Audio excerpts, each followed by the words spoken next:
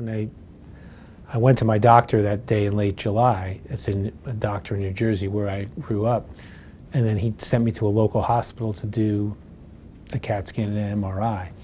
The time frame from when I saw the doctor until I got the news that there was a tumor was about 4 hours, all told, because they were able to do it quickly.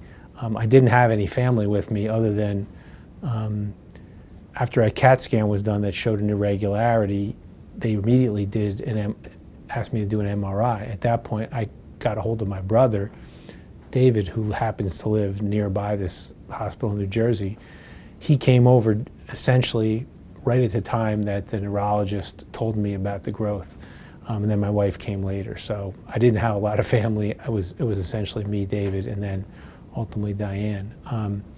When we learned later, a few weeks later, about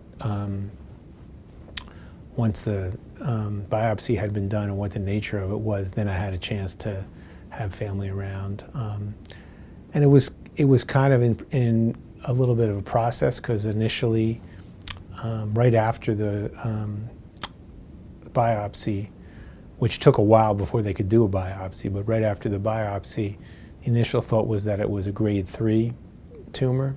And then after they did further analysis is when they determined that it was a grade 4. So that information came even a little bit later than the biopsy.